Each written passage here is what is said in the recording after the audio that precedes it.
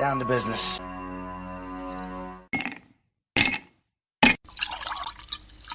That's the nectar of the gods, baby. Hello, everyone, and welcome to tonight's edition of the Whiskey Musings broadcast. I am your patriotic and venerable host, Rick. So next week we have the Independence Day celebration. And to be honest, I don't like calling it the 4th of July. Even though the 4th of July is the actual date, the actual holiday that we are celebrating is our Independence Day, okay? America's Independence Day.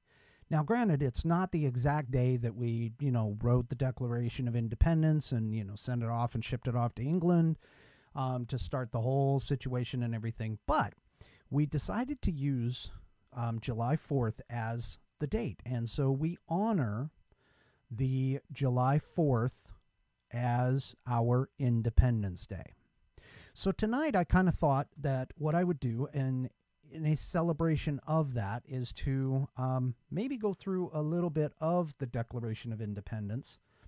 You can get this little book on Amazon for about $5, and it contains both the Declaration of Independence, as you can see right there, and the Constitution of the United States. Now, that being said, before we get into the Declaration of Independence, I also want to talk about the Constitution of the United States just for a slight tiny bit. So, obviously, the Constitution is somewhat of a hotbed issue. And realistically, I'm not much of a constitutional scholar, not as much as I should be. However, I found these two books.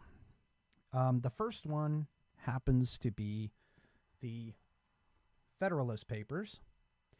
And the Federalist Papers are basically in support of the discussion about the Constitution and in support of the Constitution. It kind of centers around James Madison and some of the letters and articles that he wrote to encourage the populace to embrace the Constitution of the United States. And so that's a good book to read. It's a good book to take a look at and kind of go through and try to make sure to understand that a lot of the discussions that they are talking about there is during the time of the framing of the Constitution. And so oftentimes what ended up happening is, they would meet for a short time and then they had to go back and do, work and take care of their families and that kind of stuff. So many of the communication between the writers of the Constitution happened during letter writing or articles in the newspaper, whatever it ended up being. And so understanding and taking those into context as the Constitution was written is a incredible way to learn about the Constitution. The other book that I have here is actually the opposite of the Federalist Papers, hence it's called the Anti-Federalist Papers. And this has to deal, trying to get it straight. This has to deal with the people who were kind of arguing against federalism and against the Constitution. So this is a good book to do like a compare and contrast. So you would go and you would read parts of this and get the idea of what the supporters of the Constitution dealt with, and you would read this to get an idea. Sorry for the glare. To get an idea of what the people who were not in support of the Constitution would definitely think about. And I'll admit I've had these for a little while. You can buy both of them on Amazon. I've had them for a little while. I haven't really cracked them open, but I'm definitely going to start. I have read some of the Federalist Papers. I have an electronic copy on my tablet. And so from that standpoint, I mean, understanding where our country is from, I think, especially in today's day and age, is going to be paramount to understanding not only our past, but what we're looking at in terms of the future and where we're going to go. Now, keep in mind the Supreme Court has done a lot of rulings on the Constitution and the constitutionality of our laws, some of the laws that are out there. But that being said, understanding where we come from and where we were developed and getting an idea of the Constitution helps you to understand where we are today as a society, whether or not we are actually doing what the framers intended and what our forefathers had intended for the Constitution. However, that's a separate topic. Tonight, I'm dealing with my Independence Day special, and Independence Day. I mean, just think about that. Independence Day. So to kind of frame this a little bit, in order to sort of understand where we realistically come from the standpoint, I mean, obviously everybody knows about the 13 colonies, the colonists that came over. And, there was a wide variety of people. Ideally, most of the original 13 colonies, they came here to avoid religious persecution. However, that being said, we had other colonists. We had indentured servants, and yes, we eventually some had slaves. So all of this was put together in order to create essentially a kind of a perfect storm, I would say. And what ended up happening is, England obviously was above our colonies. That's why they're called colonies, because we were chartered by England to come over here and establish a presence within what was considered the New World. And so, the challenge that the colonists had was the fact that they came here with the idea that they were going to start a new life, that they wanted to begin anew without some of the things that they had left in the past. And the problem was, as time went on, for us being here, as time went on, the benefit of being over here for England started to become more and more prevalent. And so the King of England at the time decided to levy a bunch of taxes and decided to levy several, excessive taxes and basically take advantage of these people over here. And so what the colonists ended up doing is they basically said, look, you're taxing us, you're taking more and more of our money, you're charging us extra to get goods and services over here in support of us and that kind of stuff. We finally we've had enough. And what they did is several brave men got together and they created a statement to go back to England, which essentially was the Declaration of Independence. Now, I'm going to read a little bit from this book. From this book here. There we go. Let me get a little closer to me. Having a tough time trying to do the mirror image stuff. But anyway, so I'm going to read from this, and what I want to do tonight is I kind of want to go through it and show and kind of explain as we walk through this, kind of explain a little bit about what these people might have been thinking of, and definitely in terms of how I view it, looking at it today. Now, obviously, keep in mind the English is going to be, Old English is going to be set up in different, in a somewhat of a different fashion. So I'm going to try my best to try and interpret it in today's world, or in today's words. Please understand that I'm not a constitutional scholar. I am just an average American who is attempting to prove and show and demonstrate a knowledge and understanding, at least as far as a average person can do, of the Declaration of Independence. And while I do that, I'm going to swap over to this screen so that you guys can get the urge to subscribe and that kind of stuff. So pardon me while I put on my old man glasses. This is the way of the world today, especially at my age. Okay.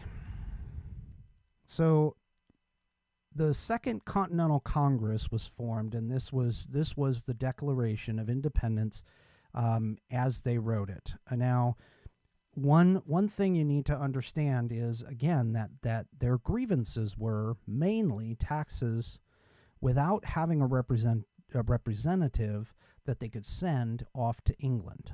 And so keep this in mind. So here, I'm going to go ahead and start. When in the course of human events it becomes necessary for one people to dissolve the political bands which have connected them with one another, and to assume among the powers of the earth the separate and equal station to which the laws of nature and of nature's God entitle them, a decent respect to the opinions of mankind requires that they should declare the causes which impel them to the separation. So that's the first paragraph. Now, I know that when I was in school, I didn't really learn about the first paragraph. At least, let's be honest with you, I really can't remember if I learned it or not. But what does that mean? I mean, what is it that they're basically stating here? And essentially what they're talking about is they're setting the stage for what they're going to talk about further on. And they're essentially saying that, during time, at times, it becomes necessary to make a break from the political bands that normally put us together, and to assume that with all the powers of the earth and the equal station of which the laws of nature and God entitle them. So in other words, we as people are entitled by the laws of nature and of God to make that break. And then, of course, the decent respect to the opinions of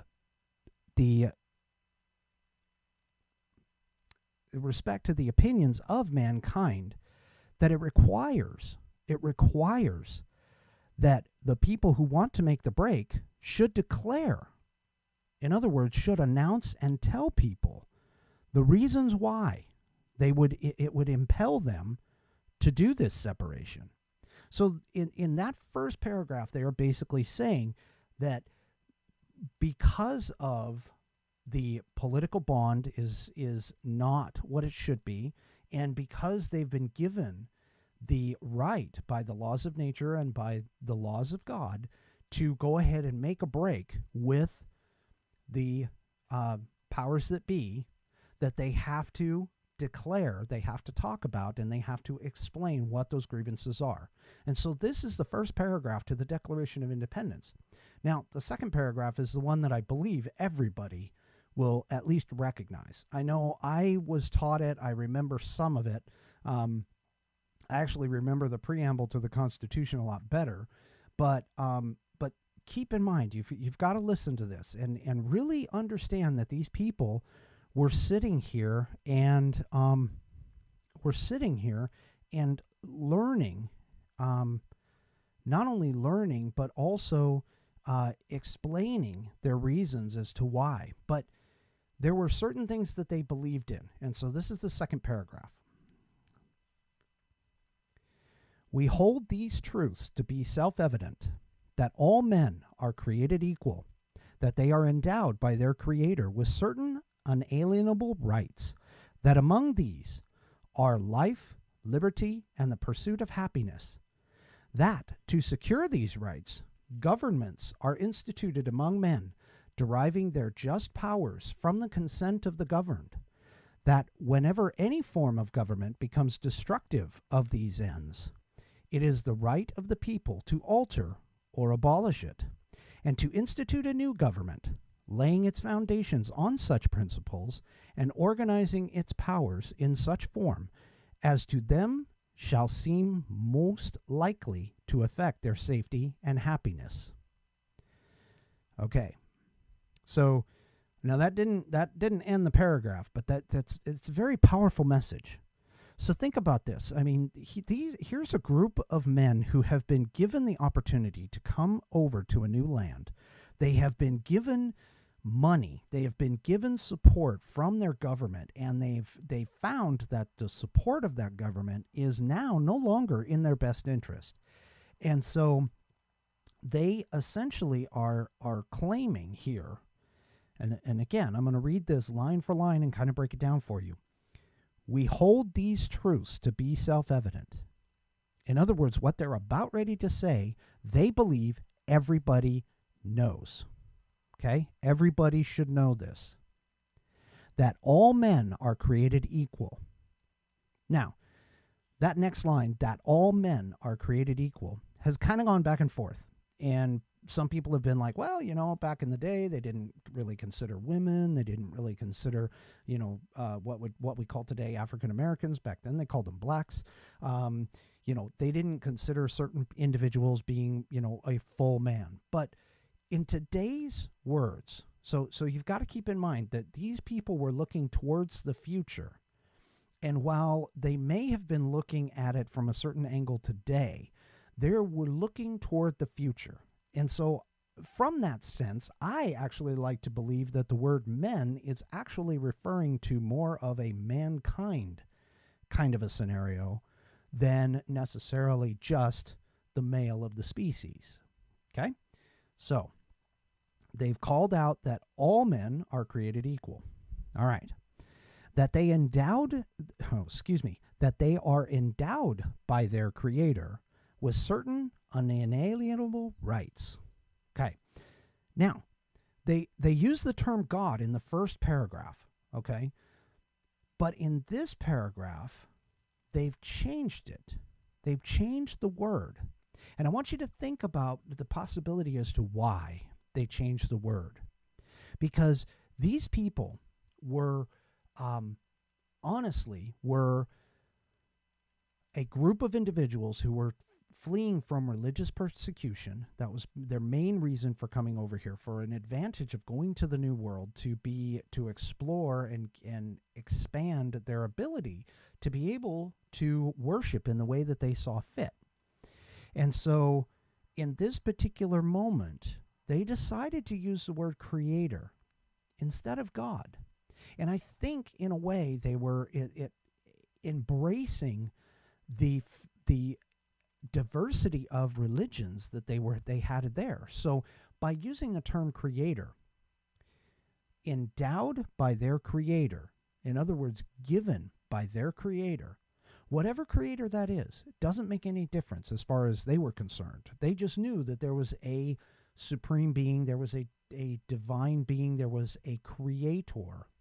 So endowed by their creator with certain unalienable rights. And this is where they start talking, or they start to bring in the idea that the creator has given you rights, has given you certain things that are granted to all men, and certain things that are granted that government hasn't given them. They're not talking to government here. They're talking about a supreme being has granted this to all men. Okay, so this is really powerful. That among these are life, liberty, and the pursuit of happiness. Now think about that. That among these are life, liberty, and the pursuit of happiness. So they've said that there is a greater group of individuals and a greater group of rights that have been given to you by your creator.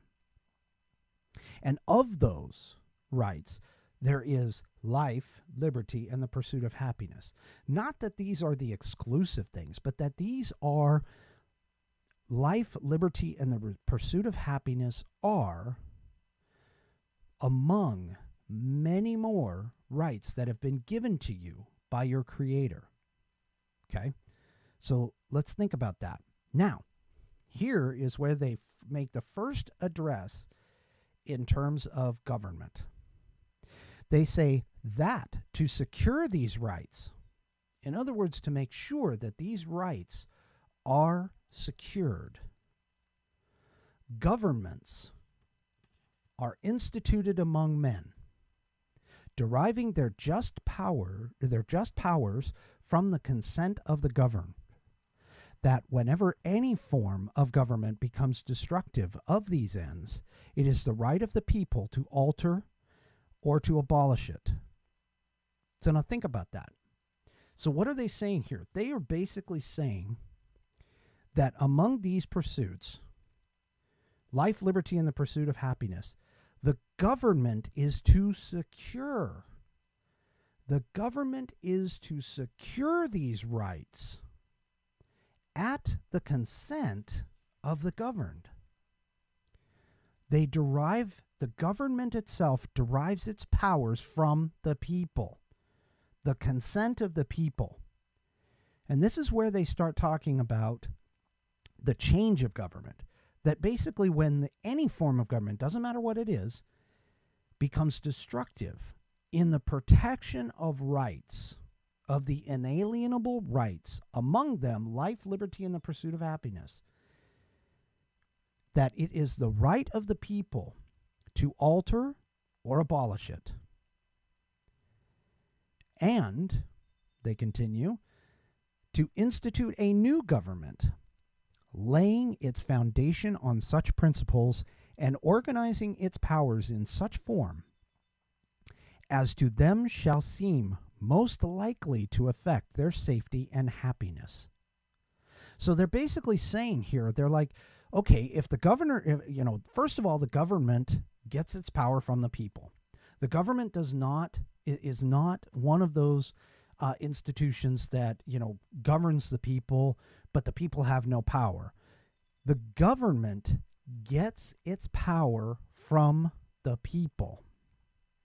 And those people, because they've consented to be governed by that government, those people have the right to break the chain, break the bond, break that government down, change it, alter it in any way they see fit, in order to ensure that their inalienable rights are protected and that it is given to the people, that the government actually runs because of the people.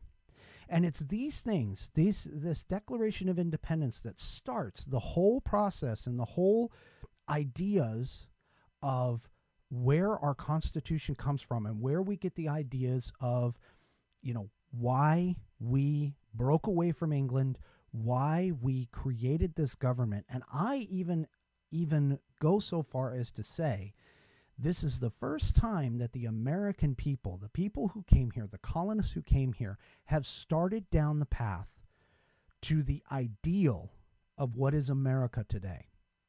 They announced by this Declaration of Independence to England in particular, but also to the world, their intent on making a government of the people, by the people, and for the people.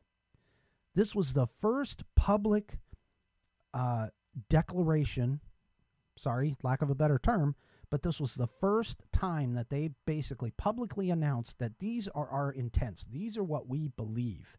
Now, the Declaration of Independence, the people that wrote this, you've got to consider that a lot of them were landowners. A lot of them had a lot to lose. A lot of them knew that they would get into trouble when this declaration hit England's shores. And a lot of them were worried for their families and for their livelihoods, but they did what they felt was right. They stood up and said what they felt was right. And they told England, who was the superpower at the time. Spain was close to it, but England was no doubt the superpower of the time. They basically took the biggest guy in the room and they thumbed their nose at him and said, guess what, guys? You're not treating us right, and we're tired of it, so we're standing up and we're taking care of it. We're letting you know that we have these rights to break away from you, that these rights are not given to us by you, but they were given to us by God, or, in their words, by their Creator. And again, keep in mind, they chose their words very, very carefully, very, very exacting. They pored over this for months. It was the Second Continental Congress that brought them together to create this document, to write it, and to finally sign it. I don't know about you, but that gives me a sense of pride. And it's a sense of awe that these people have basically told their government, told the ruling class of England, the superpower, they literally had no idea or no chance of winning. And they went ahead and said, you know what? We want to declare our independence from you because you're not treating us right and we're taking charge. But what they did is they did it with class, they did it with flair, they did it with integrity and honor and courage. And this is what America started out as. That's the birth document. The birth document of the United States of America, the Declaration of Independence, is the first document we wrote that basically said we are going to become our own country because your government, your form of government doesn't fit us anymore. And so because we've been given the right by our Creator to go ahead and make changes, we're going to do it. I mean, that's incredible. That's what we're celebrating on Independence Day. That's what is here next weekend, next Saturday. So when you're lighting off your fireworks and you're getting together with your friends and you're having a beer, having a drink, speaking of drinks, here's mine.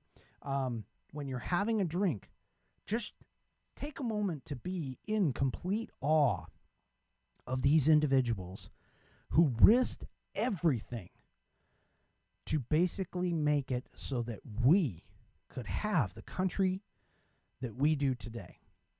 And I'm also going to say this, that it is that document and the phrasing of that document that leans us toward the following documents beyond. It's no surprise after reading just even the first paragraph and a half of the Declaration of Independence, there is no surprise that we have the Constitution that we do. And again, I encourage you, if you have not done this in school, if you have done it in school and it's been some years, I was amazed. I actually met a guy who went and got his citizenship. This was several years back.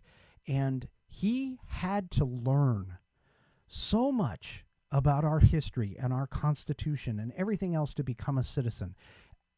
And even I, as an American citizen, there were a lot of things that I really couldn't answer off the cuff.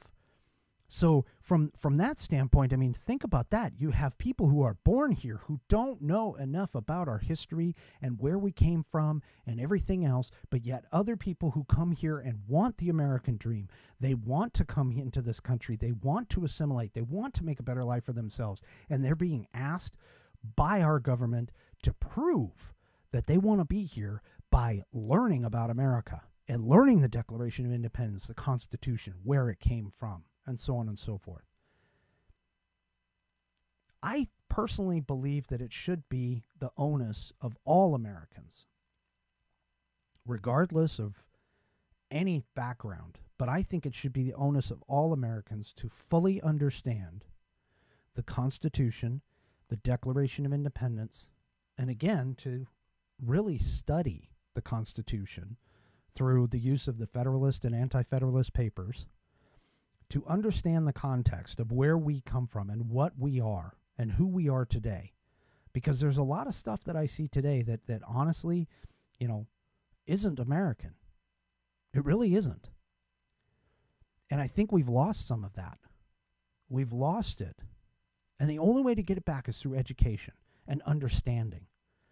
And the only way to get education and understanding is to physically read, learn, absorb.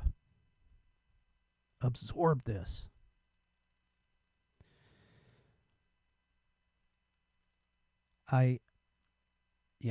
So, I mean, realistically, that's what I wanted to talk about, was the first part of the Declaration of Independence. And I'm going to leave it to you guys. Go ahead and read the rest of it. I mean, they outline their grievances with the English government and the king and what he is doing. They outline it, and they basically explain in no uncertain terms, these are the reasons why we feel this way. But the fact of the matter is that they felt that way, and they decided to go ahead and do this, regardless of their loss of their livelihood or their lives. It was a huge risk that they took, huge risk. They went ahead and did it anyway, because it was right. So what I'm going to do now is I'm going to open up the phone lines. Just as a little hint, last week I had a little bit of a problem to where I couldn't see or couldn't see some of the chats. I've gotten that fixed, and hopefully the phones will actually work as well. But if you have a comment, if you have a question, if you have just a thought on the Constitution or on Independence Day, and again, I'm going to reiterate, it is Independence Day. It is not 4th of July. That's just the date. The holiday that we're celebrating is Independence Day. It is our Independence Day. It was the day that we observe and declare to the world, essentially, to England mostly, but to the world, that we want to become our own nation. So if you have any thoughts and comments, I encourage you, please join me. Call in. I mean, let's talk about it. Hey, let's even talk about what your plans are for, Independence Day. I mean, this Independence Day, this Independence Day is going to be something unprecedented, due to the conditions that we are in. But keep in mind that, regardless, we need to have strength. We need to have the strength of the people who wrote that document, who declared their independence against the biggest, baddest guy in the room. And I don't know about you guys, but that's impressive. That is totally impressive. To essentially give up, knowing that you're going to give up everything in your life to do what you feel is right, is just, it's incredibly impressive. And I can't imagine what that would do. I mean, realistically, I can't even imagine what to even say to that, to even think of that, because I know for a fact there's hardly anybody that would go ahead and do that today, that would stand up and actually throw away everything that you have ever loved in your life, and knowing that you could easily get, destroyed, killed, whatever, thrown in the stockade, the prisons, facing just a incredible amount of persecution, and yet you go ahead and stand with a group of individuals and you essentially say, we've had it. We're done. We're done. And to stand up and say, you know what? We're going to do this, and we're going to declare our independence from you. That, we appreciate what you did. I mean, I'm sure they appreciated being sent over here and everything else, but at a certain point, it became, essentially oppressive, to the point where they couldn't handle it anymore, and they finally stood up and just said, you know what, we're done. We're done. So, since nobody else is calling, or since nobody is calling in yet, I'm going to go ahead and read some more. Let's go ahead and read the rest of this. I mean, let's take a look. This is our Declaration of Independence. Let's do it. So let's see. Where did I leave off? Oh, okay. Prudence, indeed, will dictate that governments long established should not be changed for light and transient causes. And accordingly, all experience hath shown, and it's S-H-E-W-N, okay? Not shown, S-H-O-W-N, it's shown. So got to throw that accent in there for you. All experience hath shown that mankind are more disposed to suffer, while evils are sufferable, than to right themselves by abolishing the forms to which they are accustomed. Wow. Okay, so let me see if I can try and break this one down for you. Okay, so basically what they're saying is they're not entering this declaration lightly, that they've thought about it, that they need to act in prudence with their actions, that they've thought about it, they've debated, they've understood. This is, you know, even though they know that governments shouldn't be changed for just something that is not thought about, not thought through.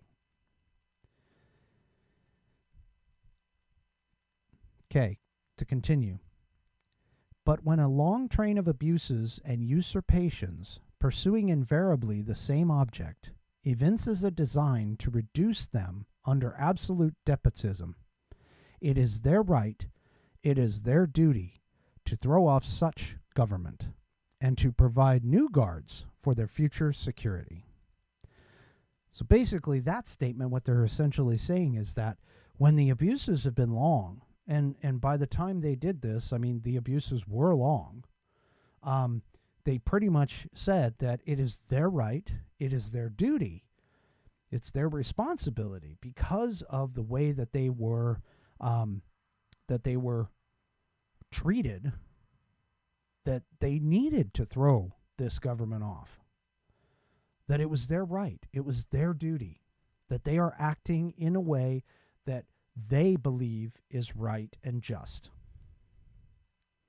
And all of that to make sure that they create a new government that, again, is going to protect.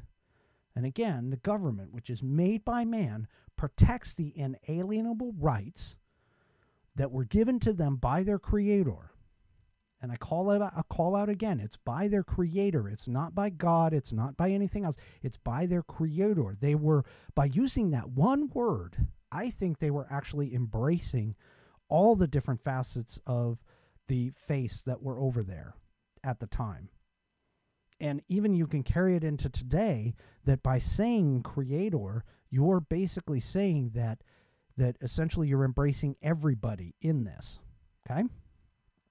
Now, such has been the patient sufferance of these colonies, and such is now the necessity which constrains them to alter their former systems of government.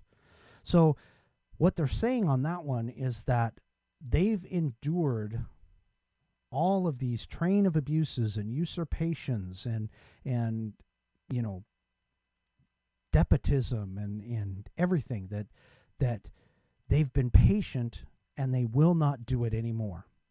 They've been patiently suffering and they no longer want to continue. And because of that, it's necessary for them to alter the system of government, to change what's there. Okay. Moving on. The history of the present King of Great Britain is a history of repeated injuries and usurpations, all having in direct object the establishment of an absolute tyranny over these states. So here they basically are saying, Mr. King Dude, you have continually abused us and have continually used your station. And so now we are no longer going to deal with this. So they're basically calling him out, and they're saying, guess what? Here it comes. This is what's coming. To prove this, let facts be submitted to a candid world. And that statement alone is just saying, hey, look, we're about ready to outline everything that you did, Mr. King. He, meaning the King of Great Britain, he has refused his assent to laws, the most wholesome and necessary for the public good. In other words, they're calling him out, and they're basically saying, you know what, you're not even following the law. He, again, King of Great Britain, has forbidden his governors to pass laws of immediate and pressing importance, unless suspended in their operation till his assent should be obtained. And when so suspended, he has utterly neglected to attend to them. So in other words, what they're saying is they're basically saying the king is holding all the power. He's not giving it to his governors who are over here. These are people who are over here that understand our situations and should be able to pass laws pertinent to us. But the king has said, no, no, no, no, you guys don't know. And yet he provides them with an opportunity to basically say, look, you know, they can write the laws, but, you know, you're going to hold them until I approve them. Well, that would be probably okay, except for the fact that when they finally get around to approving them, or get to the point where he can approve them, he basically goes, you know what? I'm not even going to deal with it. So he's essentially neglected them. That's what they're saying. That because of his inaction, he is essentially neglecting them. He is, turning a blind eye to their predicament, and he's not taking care of them.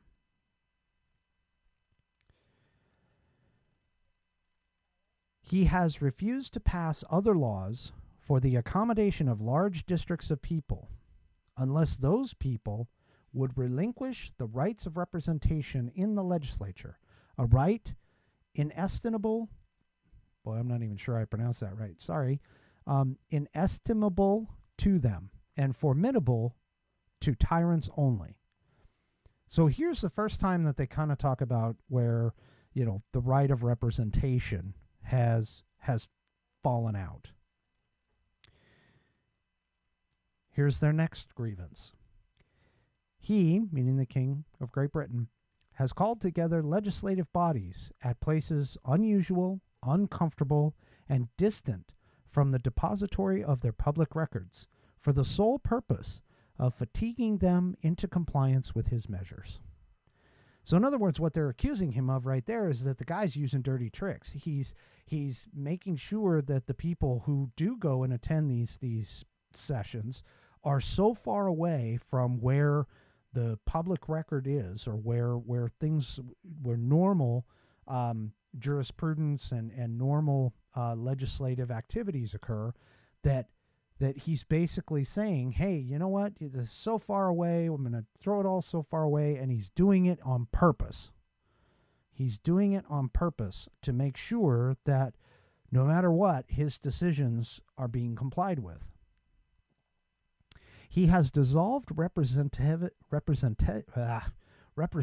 houses repeatedly for opposing with mainly firmness in his invasions on the rights of the people. So he's dissolved representation so that he can invade on the rights of the people. Now keep in mind, they are telling the rights of the people are not given by government. They're given by the Creator.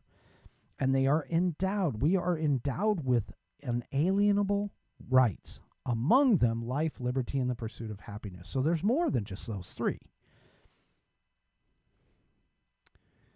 He has refused for a long time, after such dissolutions, to cause others to be elected, whereby the legislative powers, incapable of annihilation, have returned to the people at large for their exercise, the state remaining in the meantime exposed to all the dangers of invasion from without and convulsions within. So basically what they're saying there is dude, you've kicked out all of our representatives, you don't like them, so you get rid of them, and when you get rid of them, that means that we're left unprotected.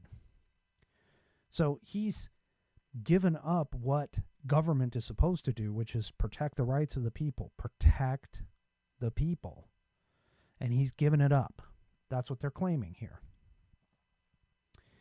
He has endeavored to prevent the population of these states, for that purpose obstructing the laws of naturalization of foreigners, refusing to pass others to encourage their migrations hither, and raising the conditions of new appropriations of lands. So in other words, they're basically saying, as far as colonies are concerned and colonists are concerned, you're not allowing new people to come here. You're not allowing the people who are here but aren't part of the states to be adopted in the states. You're not allowing new immigration. So, and you're not buying new lands to help us expand and grow, which is the whole purpose of colonization. Hold on, I gotta wet my whistle. There's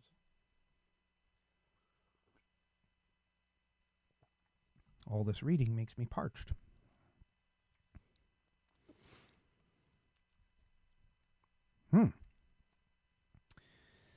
He has obstructed the administration of justice by refusing his assent to laws for establishing judiciary powers.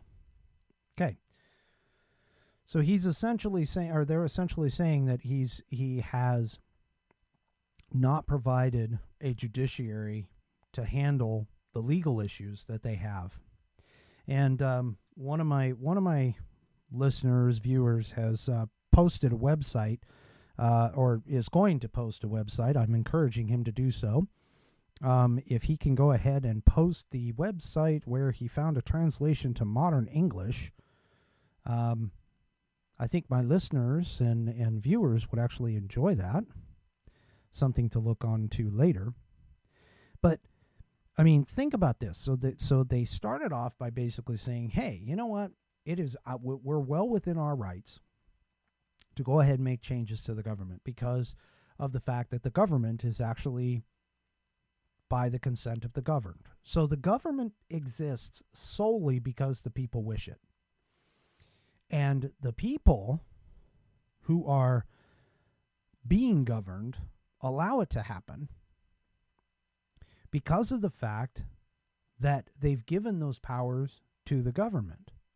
Now, this is an interesting concept because oftentimes people look at it and they think, "Oh, the government's big, government's power." But realistically, these people are basically saying that the government gains its power from the people, and the people have the right to abolish it or change it if it doesn't continue to protect the rights of the people that were given to them by their creator, by the person or entity or whatever who created all of this. Among those rights, life, liberty, and the pursuit of happiness. I mean, can you imagine this? This is an extraordinary set of individual people who have gone through and created this document and the subsequent documents beyond it to essentially create a new nation. I mean, I am in awe. I mean, this is like, Carl Sagan level intelligence. We're talking, Thomas Edison. We're talking hugely intelligent people. But they're just normal. Realistically, they should be just normal farmers and normal businessmen.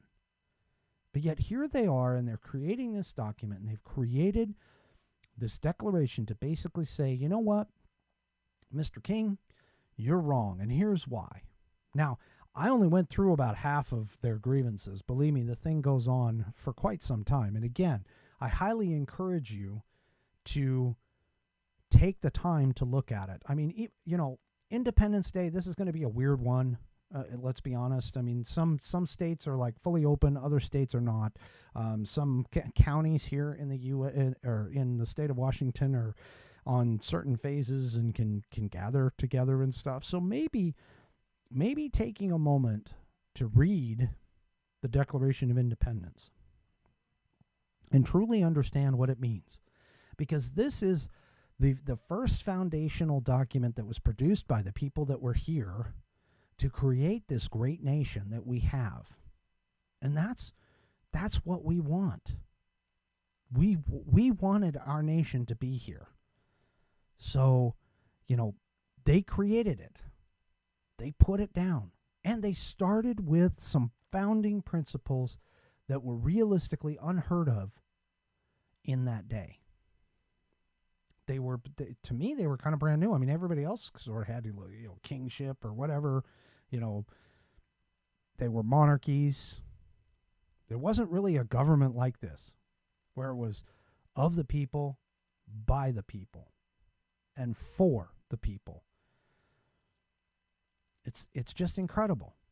And I don't know how anybody can read this or can even look at this and say that these were not phenomenal men. These were not in my mind, they're not standard individuals. They may have been individually standard, but they were not standard as the entire group. And again, as you read this, you've got to look and understand the specific words that they used. I mean, these people debated in terms of what they wanted to say, how they wanted to say it, and of course, who they wanted to say it to. And this is incredible. I mean, this country that we have has not been seen before, has not been tried before. And by the way, to correct a little bit of a misnomer, everybody thinks we're a democracy. And granted, this is kind of sliding away from the Declaration of Independence and moving into sort of the Constitution, but we are not a democracy. Regardless of what anybody tells you, we are not a democracy. We may do democratic voting and democratic elections in our states, like the state here in Washington. Popular vote, that's a democracy. Okay? But we are called a constitutional republic. And I cringe every time I hear somebody say that we're a democracy, because if you really understood what it was that and how we were formed, if you really understood the Constitution of the United States, you would see that we are a constitutional republic, at least at the federal level. Now, the states themselves, they may created their own constitutions. They kind of did their own thing. And so some of them used the popular vote, and that's fine. But as far as our federation government, our federal government is concerned, we are a constitutional republic. And there is a huge difference between that and a democracy.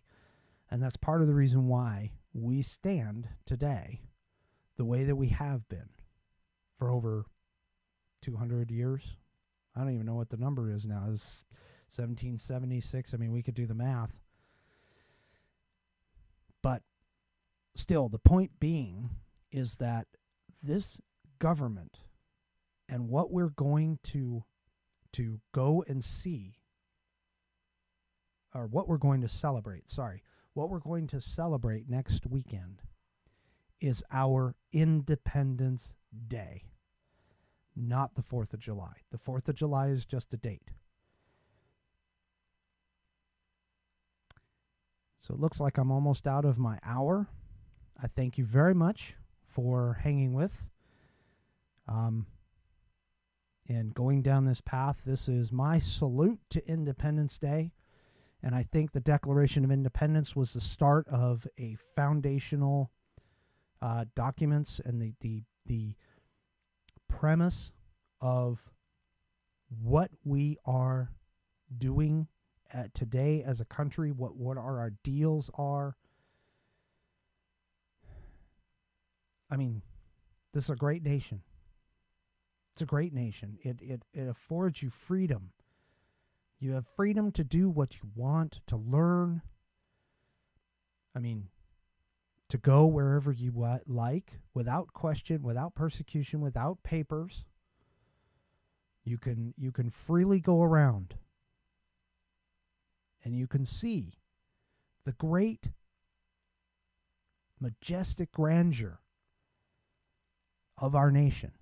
And it all started right here with a group of individuals who wrote a document that told the biggest, baddest guy on the block with all of his armies and everything else, you've treated us wrong and we're done with you. At high risk to themselves, to their families, to their livelihoods. And there we are. And that started everything. And that's what you're celebrating next Saturday. That's what you, as a people, have the freedom to celebrate. It's not the 4th of July. It's not a date. It's America's declaration of our independence.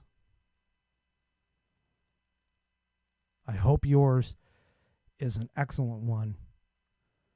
And I hope you take advantage of that freedom that you have to sit and enjoy family and friends in the best way you can in today's day and age with all the rules that we have going on. And I wish every single one of you health, happiness, and life. Good night, and thanks for joining.